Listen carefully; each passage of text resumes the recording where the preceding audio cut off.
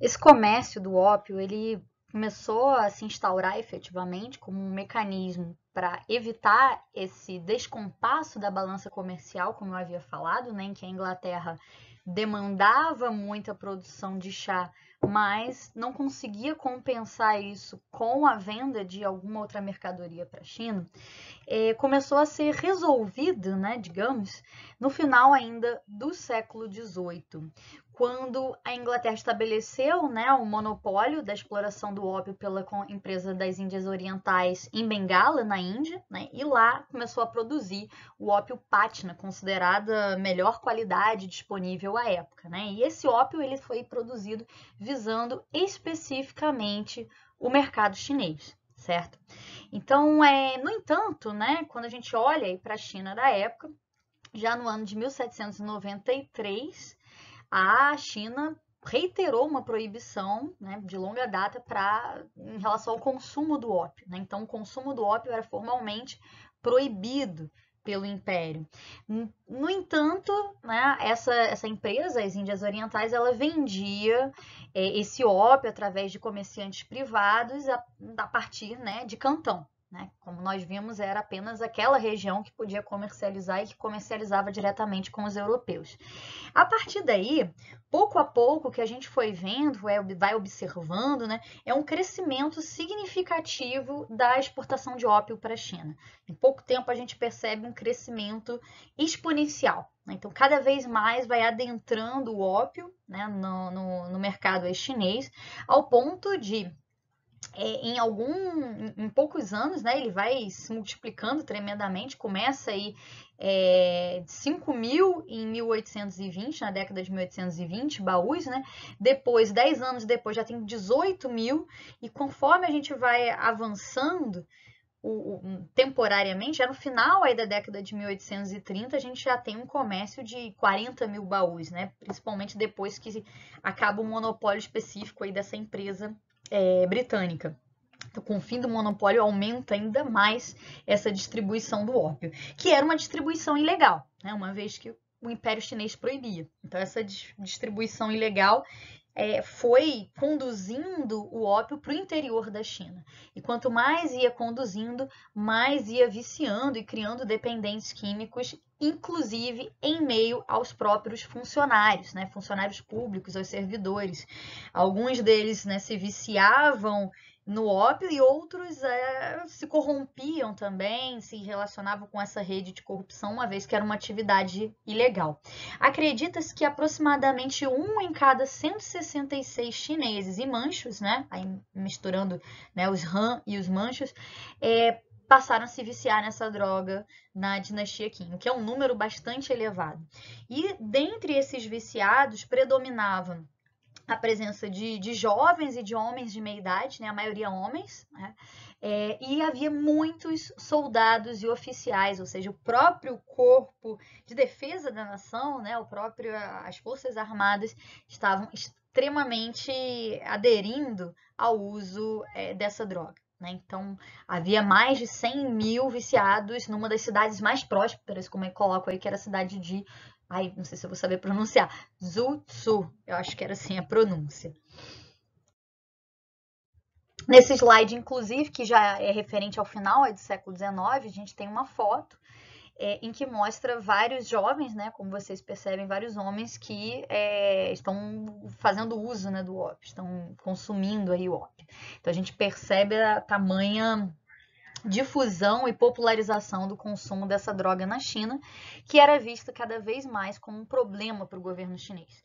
Cada vez mais foi percebendo os efeitos extremamente nocivos, debilitantes do consumo dessa droga e como que isso foi afetando a própria estrutura governamental, as próprias forças armadas, e isso era visto efetivamente como algo a ser combatido. Também no âmbito econômico, o ópio tornou-se um problema para a China. Né? Se antes a China dispunha de um baita superávit, né? Se antes afluía uma quantidade enorme de prata em função dos britânicos comprarem, né, importarem o chá, a partir dessa entrada maciça de ópio, especialmente a partir da década de 1820, ou seja, já aí no século XIX, né, a gente viu que começou no finalzinho do 18, mas é no século XIX que a gente vai ter uma quantidade excessiva e gigantesca de ópio entrando na China, a situação vai se invertendo, né? Então, a partir daí, né, com essa jogada dos britânicos, da entrada do ópio na China, se inverte a situação e a prata, né, esse capital que antes afluía da Inglaterra, né, da Grã-Bretanha para a China, passa a inverter essa situação e cada vez mais a balança comercial passa a pender não mais favorável à China, mas favorável aos britânicos, né, com essa entrada grande aí do ópio.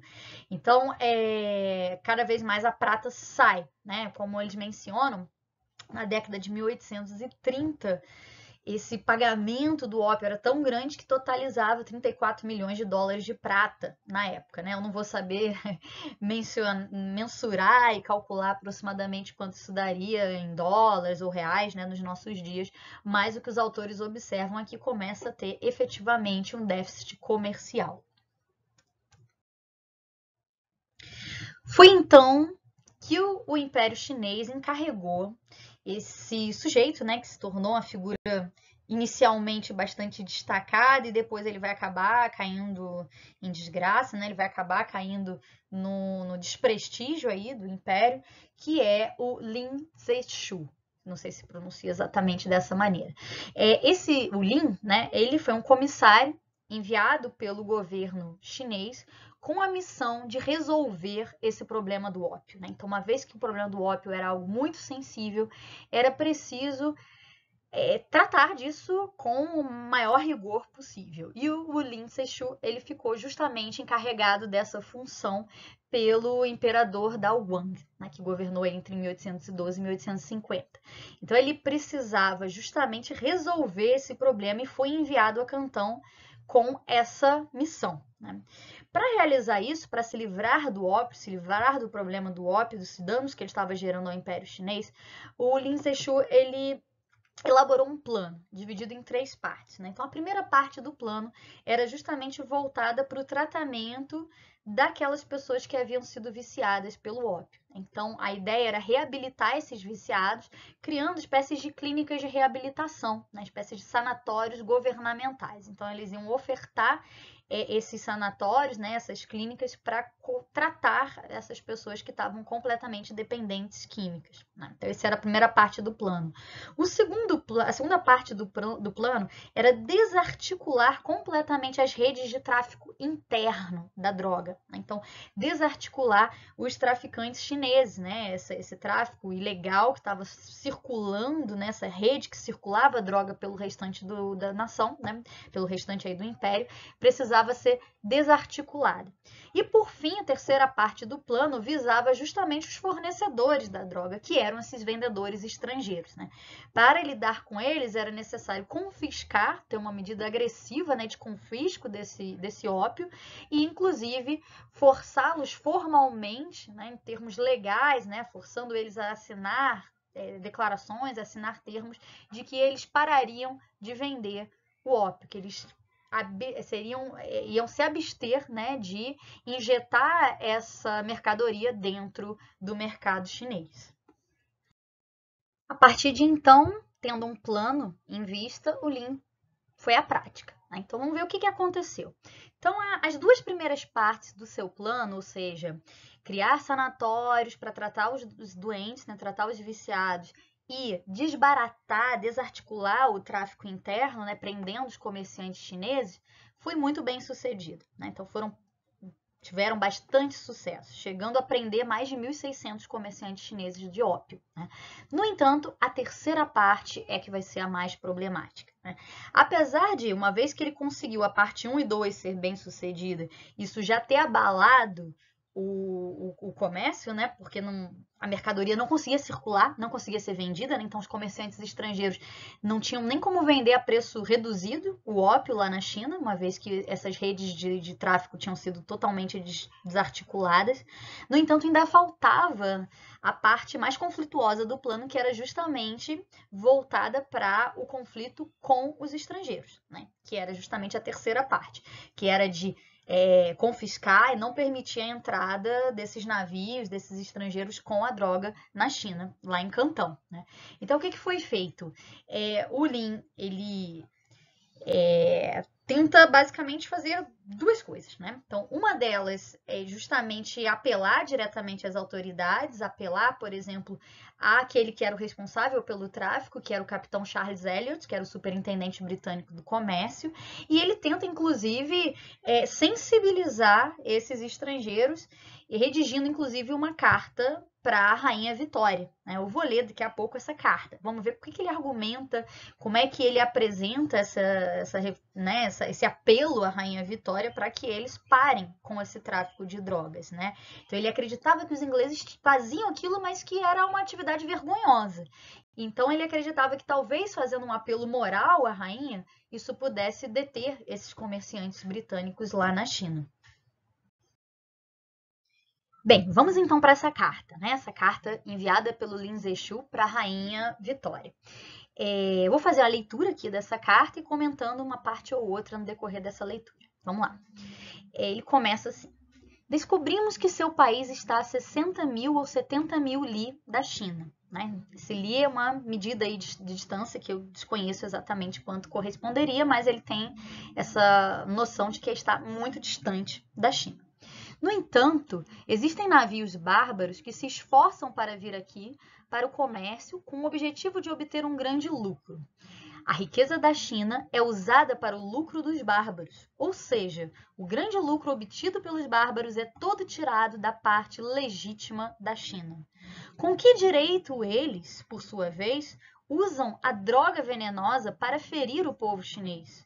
Perguntemos onde está a sua consciência. Ouvi dizer que fumar ópio é estritamente proibido em seu país. Isso porque os danos causados pelo ópio são claramente compreendidos.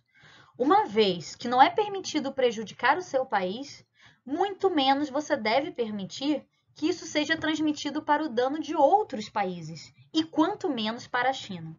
Ou seja, né, ele está apelando à rainha da Inglaterra, né, a rainha da Grã-Bretanha, dizendo o seguinte, né, que esses bárbaros, que são esses traficantes, estão fazendo lucro às custas da China e das atividades legítimas da China, né, que está, inclusive, desviando, né, esses recursos da China para isso, e que é uma incoerência, uma grande contradição, uma vez que na própria Grã-Bretanha, pelo que ele sabe, é proibido o consumo do ópio, o que era, efetivamente, né? Efetivamente era proibido o consumo na própria Grã-Bretanha. Então, se na Grã-Bretanha não podia consumir ópio, como que eles estavam vendendo ópio para o país dos outros? E mais ainda, como que eles tinham a ousadia de enviar ópio para a China, né? Então, né, já seria um absurdo moral eles enviarem para outros países, e aí ele já se posiciona, né, numa posição de muito menos para nós, muito menos para a China. Vocês não poderiam estar mandando esse veneno, né, essa droga venenosa, como ele se refere aí. E então também, né, que outro aspecto da ação, né, do Lin é justamente a de não apenas apelar moralmente, mas confiscar essas drogas, né, pegar essas drogas e destruí-las, né? Então, nesse quadro aí que vocês veem reproduzido, ele é um quadro que se refere à destruição do ópio em 1839. Eu não tenho exatamente a data em que ele foi produzido o quadro, mas ele é relativamente contemporâneo aos acontecimentos, né? E ele busca representar justamente essa destruição aí do ópio e a própria presença do comissário Lin Zexu está ali também representado observando essa destruição aí do ópio. Então essa foi uma das outras frentes, né, de atuação dele diretamente, né, de destruir essas drogas.